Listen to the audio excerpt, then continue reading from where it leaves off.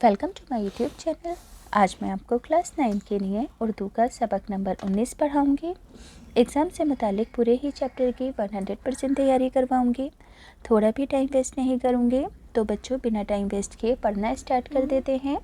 सबक नंबर 19 एक नज़्म है और नज़्म का नाम है ए शरीफ इंसानों और इसके शायर हैं साहिर लुधियानवी। याद रहेगा सभी बच्चों को कि नज़्म ए शरीफ इंसानों को किसने लिखा है? साहिर लुधियानवी ने। अब जैसा कि आप सभी जानते हैं, एग्ज़ाम में नज़्म के किसी भी अशार की तशरीह करने के लिए आ सकता है। तो सबसे पहले हम इस नज़्म का पहला बंद पढ़ेंगे और इसकी तशरीह को लिखना सीखेंगे कि एग्ज़ाम में किस तरीके से लिखनी है। खून अपना हो या पराया हो, नस्ल आदम का खून है आखिर, जंग मशरिक़ में हो के मगरिब में, अमन आलम का खून है आखिर। तो बच्चों, तशरीह करने से पहले सयाक़ व सबाक़ लिखते हैं। लिखोगे, ये शेर नज़्म ए शरीफ इंसानों से लिया गया है जिसे साहिर लुधियानवी ने लिखा है। तशरीह में क्या लिखोगे कि इस बंद में शायर कहता है कि ए शरीफ इंसानों, दुनिया में अमन व अमान कायम करो, यानी कि शांति कायम करो। जंग करने और खून बहाने से कोई भी फ़ायदा हासिल नहीं होता है। खून अपना हो या फिर दूसरों का, खून आखिर खून है, आदम की औलाद का खून है। जंग मशरिक़ में हो या फिर मगरिब में, जंग के असरात हर जगह रोनुमा होते हैं। जंग दुनिया का सुकून बर्बाद कर देती है। समझ में आ गया? पहले बंद का मतलब है कि शायर ने अमन व अमान कायम करने की दरख्वास्त की है और जंग ना लड़ने को कहा है, क्योंकि जंग से जो खून बहता है वो आदम की औलाद का ही खून बहता है। इससे आदम की जो नस्ल है उसे ही नुकसान होता है और जंग दुनिया के सुकून को ख़त्म कर देती है। बम घरों पर गिरें के सरहद पर, रूह तामिर ज़ख़म खाती है, खेत अपने जलें के औरों के, ज़ीस्त फाकों से तिल मिलाती है। तो पहले सयाक़ व सबाक़ लिखना है। ये शेर नज़्म ए शरीफ इंसानों से लिया गया है जिसे साहिर लुधियानवी ने लिखा है। तशरीह में लिखोगे कि इस बंद में शायर कहता है कि जंग में बेगुनाह मारे जाते हैं जिनका कोई कसूर नहीं होता है। जंग की वजह से हर तरफ तबाही व बर्बादी ही नज़र आती है। बम घरों पर गिरे या सरहद पर, जानी व माली नुकसान होना तो लाजमी होता है। बम चाहे सरहद पर गिरे या फिर घर पर। जंग से तामीर का जज्बा ज़ख्मी होता है, यानी कि जितनी भी चीज़ें ज़िंदा होती हैं वो सभी चीज़ें ज़ख्मी हो जाती हैं। खेत अपने जलें या दूसरों के, ज़िंदगी में इसी वजह से फाके की नौबत आ जाती है, क्योंकि जब खेत चल जाएंगे तो पैदावार ही नहीं होगी, जिसकी वजह से फाकों की नौबत आ जाती है। यानी दूसरों के खेत जलने से हम खुश नहीं रह सकते हैं, क्योंकि दूसरों के खेत जलने से हम फाकों से मर जाएंगे। आगे है, टैंक आगे बढ़ें कि पीछे हटें, कोक धरती की बांझ होती है, फतेह का जश्न हो कि हार का शोक, ज़िंदगी मैयतों पे रोती है। सयाक़ व सबाक़, ये शेर नज़्म ए शरीफ इंसानों से लिया गया है जिसे साहिर लुधियानवी ने लिखा है। तशरीह में लिखोगे कि इस बंद में शायर कहता है कि जंग में काम आने वाले टैंक जो है आगे बढ़कर तबाही लाएंगे और पीछे हटकर भी नुकसान पहुंचाएंगे। इसके असरात हर हाल में ज़मीन पर ही पड़ते हैं और नतीजा ये होता है कि ज़मीन बंजर हो जाती है, उसका उपजाऊपन ख़त्म हो जाता है और वो खेती के लायक नहीं रहती है ज़मीन।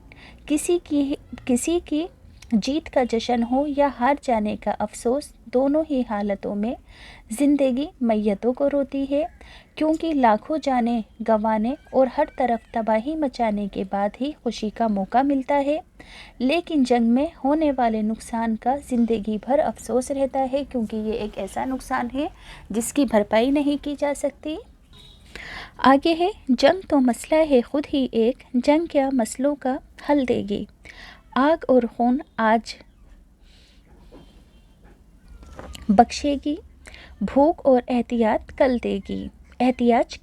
सयाक़ व सबाक़ एज इट इज़ है। तशरीह, इस बंद में शायर कहता है कि जंग करने से कोई मसला, कोई समस्या हल नहीं होती है। जंग तो ख़ुद अपने आप में एक मसला है। जंग करने से मसले हल नहीं होते हैं बल्कि मसले पैदा होते हैं। अगर आज हर तरफ जंग की आग फैलेगी और हर तरफ खूरेज़ी होगी तो इसका असर कल ज़ाहिर होगा। आने वाले वक्त में लोग भूख से तड़पेंगे और कल इंसानों को अपनी ज़रूरतें पूरी करने में दिक्कत का सामना करना पड़ेगा। اس لیے اے شریف انسانوں، جنگ ٹلتی رہے تو بہتر ہے، آپ اور ہم سبھی کے آنگن میں شمع جلتی رہے تو بہتر ہے۔ سیاق و سباق میں لکھو گے کہ یہ شعر نظم اے شریف انسانوں سے لیا گیا ہے جسے ظاہر لدھیانوی نے لکھا ہے۔ تشریح ہوگی، اس بند میں شاعر کہتا ہے کہ اے شریف انسانوں، ہو سکے تو جنگ کرنے سے گریز کرو، بچاؤ کرو۔ جنگ کے ٹلتے رہنے میں ہی ہم سب کی بھلائی ہے۔ اگر یہ جنگ ٹلتی رہی اور مسئلے بنا جنگ کیے حل ہو جائیں گے تو ہم سب کے لیے یہی بہتر ثابت ہوگا، کیونکہ جنگ کرنا ہمیشہ خطرناک ہوتا ہے۔ آپ کے اور ہمارے گھروں کے آنگن میں ہمیشہ شمع جلتی رہے گی تو یہ سب کے لیے اچھا ہوگا، یعنی اگر جنگ ٹل جائے تو لاکھوں بے گناہ لوگ مارے جانے سے بچ جائیں گے۔ اب بچوں اس نظم کا مرکزی خیال ہے۔ مرکزی خیال کا مطلب ہے کہ اس نظم کے ذریعے سے شاعر نے ہمیں کیا سندیش اور کیا پیغام دیا ہے، کیا مورل ایجوکیشن دی ہے۔ تو بچوں، نظم کا مرکزی خیال پڑھ کر سنانے سے پہلے سبھی بچوں سے ایک ریکویسٹ ہے کہ جن بچوں کو اسٹیشنری کے اور گفٹ آئٹمس کی خاص چیزیں، اوریجنل پروڈکٹس خریدنے کا شوق ہے، جیسے کہ automatic sharpener, kneadable eraser, double tip والے پین، کلک پینسلیں، خاص طرح کے گفٹ آئٹمس، تو آپ بنا کسی کمیشن کے ان سب چیزوں کو گھر بیٹھے منگوا سکتے ہو۔ دیکھو بچوں، یہ جو چیزیں ہیں بہت بیسٹ کوالٹی کی ہیں، جو کہ عام دکانوں پر نہیں ملتی ہیں۔ اگر بائی چانس ملتی ہیں تو ڈسٹریبیوٹر اس کے لیے بہت زیادہ کمیشن لیتے ہیں، تو آپ بنا کسی کمیشن کے اوریجنل چیزوں کو گھر بیٹھے منگوا سکتے ہو۔ اس کے علاوہ دوسری امپورٹنٹ چیز ہے چھوٹے بچوں کی سیفٹی کے لیے بیبی سیفٹی بیلٹ، جیسے کہ چھوٹے بچوں کو جب کہیں باہر لے کر جاتے ہیں تو اس بیلٹ کو ان کے ہاتھ پر باندھا جاتا ہے تاکہ وہ بھیڑ بھاڑ میں ہم سے دور نہ ہو جائیں۔ تو یہ جو بیلٹ ہے آف لائن کہیں نہیں ملتی ہے، صرف آن لائن اویلیبل ہے۔ لنک میں ڈسکرپشن میں ڈالوں گی، آپ وہاں سے جا کر خرید سکتے ہو۔ تو اب ہم نظم کے مرکزی خیال کو سمجھیں گے کہ ایگزام میں کیسے لکھو گے۔ اس نظم میں شاعر نے انسانوں کو جنگ نہ کرنے کا مشورہ دیتے ہوئے جنگ کی تباہ کاریوں کا ذکر کیا ہے کہ جنگ تو خود مسئلہ ہے، جنگ کرنے سے مسئلے حل نہیں ہوتے ہیں، کیونکہ جنگ سے بہت ساری پریشانیاں ہوتی ہیں۔ بمباری، قتل و غارت گری سے ہر طرف تباہی ہو جاتی ہے، زمین بنجر ہو جاتی ہے، نوبت فاقے کرنے پر پہنچ جاتی ہے۔ اس لیے اگر جنگ ٹلتی رہے تو ہمارے آنگن سونے ہونے سے بچ جائیں گے، یعنی کہ بہت ساری جانیں جانے سے بچ جائیں گی۔ اس لیے ہمیشہ کسی بھی مسئلے کو جنگ کی صورت نہ اختیار کر مسئلے مسائل والی باتوں سے حل کر لینا چاہیے۔ اب ہیں اس چیپٹر کے ٹیکسٹ بک کے کوشچن آنسر۔ سوال نمبر 1، شاعر نے کس عمل کو نسل آدم کا خون کہا ہے؟ جواب ہوگا، شاعر نے جنگ کرنے کے عمل کو نسل آدم کا خون کہا ہے۔ اگلا سوال ہے، گھروں یا سرحدوں پر بم گرنے سے کیا نقصانات ہوتے ہیں؟ جواب میں لکھو گے، گھروں یا سرحد پر بم گرنے سے تعمیر کا جذبہ زخمی ہوتا ہے۔ بم گرنے سے اپنے کھیت چلے یا دوسروں کے، دونوں ہی صورتوں میں زندگی فاقوں پر گزارنے کی نوبت آ جاتی ہے اور لاکھوں بے گناہ لوگوں کی جانیں چلی جاتی ہیں۔ بم گرنے کے اثرات دور دور تک ہوتے ہیں اور اس نقصان کی بھرپائی کبھی نہیں ہوتی ہے۔ اگلا سوال ہے، شاعر نے جنگ کو مسئلہ کیوں کہا ہے؟ شاعر نے جنگ کو مسئلہ اس لیے کہا ہے کیونکہ جنگ تو مسئلہ پیدا کرتی ہے، جنگ مسئلوں کو حل نہیں کرتی۔ اگر مسائل حل سے تجاویز کر لیے جائیں اور ان مسائل پر قابو پانے کی کوئی صورت نہ ہو تو یہی مسئلہ جنگ کی صورت اختیار کر لیتی ہے، پھر بھی مسائل حل نہیں ہوتے ہیں۔ اس لیے شاعر نے جنگ کو خود ایک مسئلہ کہا ہے۔ اگلا سوال ہے، جنگ کو ٹالتے رہنے کا مشورہ کیوں دیا گیا ہے؟ تو جنگ کو ٹالتے رہنے کا مشورہ اس لیے دیا گیا ہے کیونکہ اگر جنگ ٹلتی رہے گی تو ہم جانی و مالی نقصان سے بچ جائیں گے اور ہمارے آنگن گھر کے چراغوں سے روشن رہیں گے۔ اب بچوں اس چیپٹر کے گرامر سے ریلیٹڈ سوال ہیں، فل اپس ہیں جو کہ آلریڈی فل ہیں، میں پڑھ کر سنا دیتی ہوں۔ بم گھروں پر گریں گی سرحد پر، فتح کا جشن ہوگی ہار کا سوگ، آگ اور خون آج بخشے گی، جنگ ٹلتی رہے تو بہتر ہے، شمع جلتی رہے تو بہتر ہے۔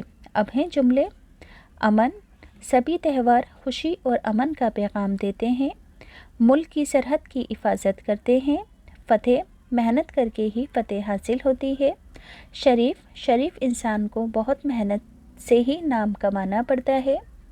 आदम, हज़रत आदम अलैहिस्सलाम दुनिया के पहले आदमी थे। बच्चों, मुज़क्कर और मुअन्निस हैं। देखो, जिन लफ्ज़ों के अंदर काफ अलिफ का इस्तेमाल होगा वो मुज़क्कर की कैटेगरी में जाएंगे, और जिसमें काफ़िया की आएगा वो मुअन्निस की। जैसे कि ये इंसान बड़ा अच्छा है, ठीक। या देखो, बड़ा बड़ा में अलिफ की आवाज़ आई है। अब ये खेत बड़ा है, ये सरहद